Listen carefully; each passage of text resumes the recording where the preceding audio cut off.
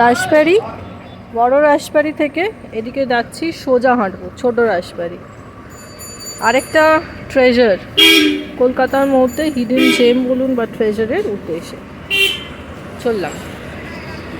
ছোট রাজবাড়ি on Horihar Dham of 93 Tollygunge Road is a Grade 1 heritage building of Kolkata. The temples were founded by Pierilal Mondon and Moni Mohan Mondon. The construction started on 27th Falgun 1252 and took almost a year to complete. The temples were officially inaugurated on 31st Chaitra 1253 or April 1847.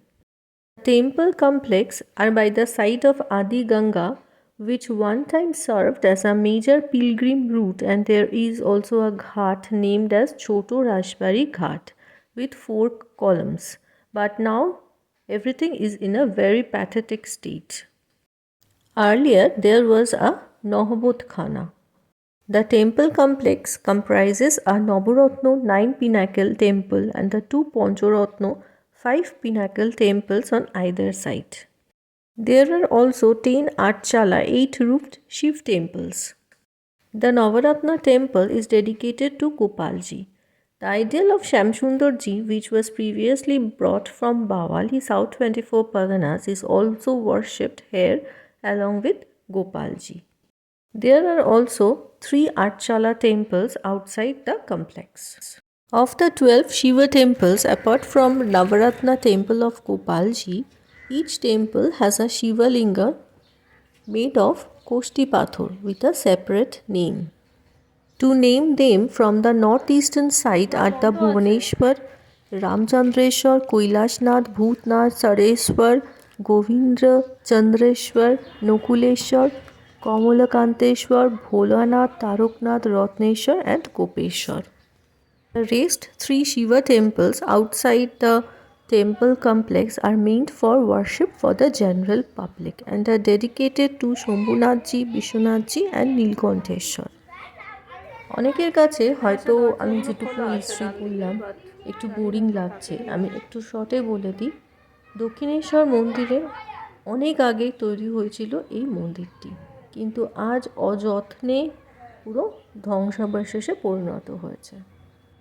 এমনকি নিত্য পুজোও ঠিকমতো হয় না, পুরোহিতজির কোনো সময় নেই। যখন উনি সময় পান আর 5টা পুজো সেরে তখন উনি এসে মন্দিরের দরজা খোলেন এবং পুজো হয়। তাই আমি বিগ্রহ তো দেখতেই পারিনি এবং আপনাদেরও বলবো যদি সম্ভব হয় একটু আগে থেকে খোঁজ খবর নিয়ে তারপরে আসবেন, কারণ মন্দির খোলার কোনো স্পেসিফিক টাইম নেই। এই যে পুরো চত্বরটা দেখছেন, এটা মণ্ডল জমিদারদের পুরো এরিয়া ছিল।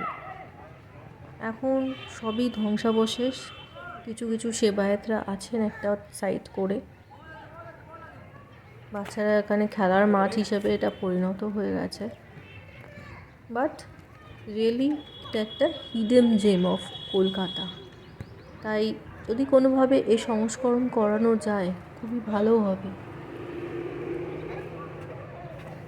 যদিও এভাবে বলাটা উচিত নয়, বাট হেরিটেজ বিল্ডিং হিসেবে যখন এটা রয়েছে, সংস্করণ কেন কিছু করা হয় না?